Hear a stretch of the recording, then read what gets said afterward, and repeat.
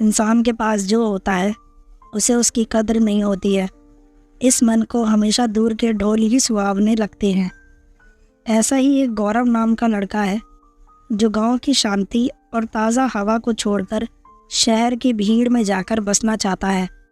मिट्टी की खुशबू को छोड़कर शहर का धुआं खाना चाहता है। जिम्मेदारी और मजबूर इंसान से सब कुछ करवाती है, लेकिन गौरव की ऐसी कोई मजबूरी नहीं थी। घर छोड़ते वक्त पिताजी ने बहुत समझाया, हमारे पास यहाँ गांव में इतना है कि हम अच्छे से खा सकते हैं। भगवान की दया से इतना हो जाता है, फिर तू हमारा इकलौता लड़का है, हम चाहते हैं कि तू हमारे साथ ही रहे। लेकिन गौरव मानने को तैयार नहीं था।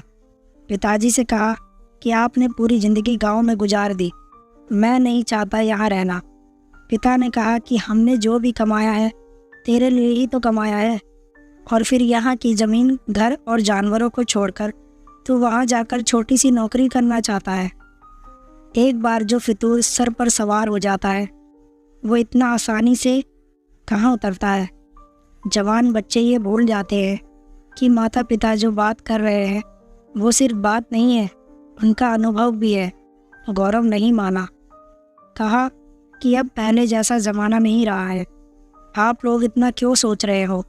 मोबाइल है और वीडियो कॉल भी है, रोज़ मैं आपको दूर बैठा भी दिखाई दूंगा। गौरव नहीं माना और शहर जाकर एक छोटी सी प्राइवेट नौकरी करने लगा। 8 से 10 घंटे की नौकरी के उसे कुल 15,000 मिलते थे। माता पिता को कहा कि वो नौकरी करने लगा है। पिताजी ने फिर समझाया, बेटा हमें तेरी याद आती है, घर आ जा। गौरव नहीं माना, वो शहर की ज़िंदगी जीना चाहता था। गौरव की माँ भी परेशान थी, लेकिन उसके पिता ने उसे समझाया कि कर लेने दो उसे अपने मन की, कुछ दिन में वापस आ जाएगा। आखिर कब तक वो हमारे अनुभव से चलेगा, उसे भी अपना अनुभव तैयार करने दो।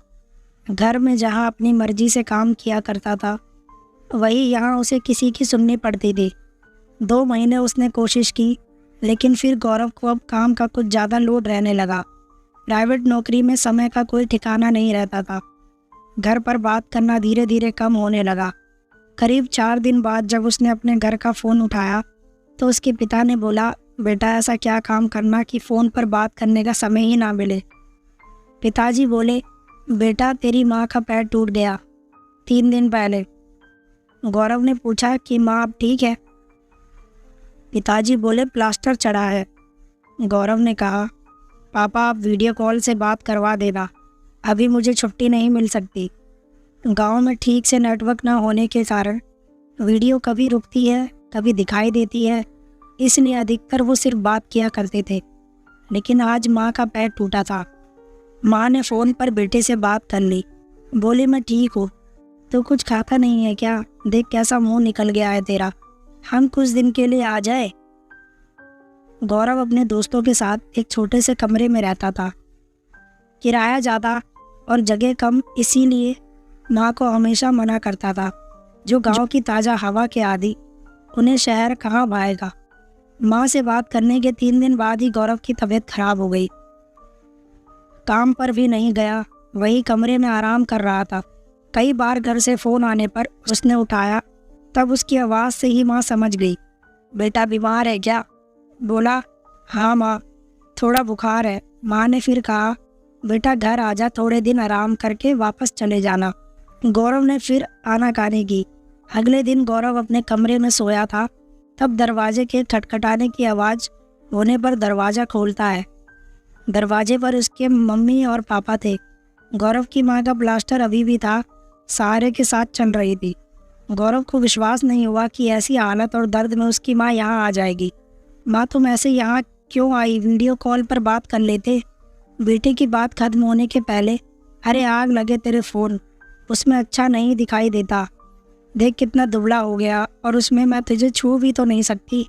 गौरव ने अपने आंसुओं को बड़ी मुश्किल से रोका, क्योंकि उसे पता था कि उसके एक आंसू निकलने पर उसकी माँ के ना जाने कितने निकलेंगे। माँ बोली, बेटा तू नहीं आ सकता, हम तो आ सकते हैं, हमें किसी से पूछना नहीं होता।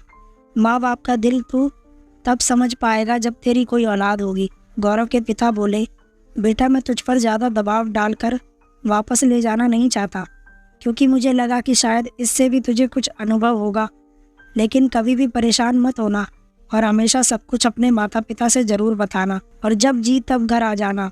आखिर में गौरव ने इन सब से भी सीखा कि वो कितना खुशकिस्मत है कि उसके पास ऐसे माता पिता हैं। साथ ही मजबूरी नहीं है काम करते रहने की, वो जब चाहे वापस घर जा सकता है। अब वो अपने माता पिता से ज़्यादा प्यार करने लगा। दोस्तों, मैं उम्मीद करता हूँ आपको ये कहानी अच्छी लगी होगी। अगर आपको ये कहानी अच्छी लगी है तो आप हमारे चैनल को सब्सक्राइब करें और बेल आइकन दबा लें, जिससे आपको हमारी वीडियो की नोटिफिकेशन मिलती रहेगी।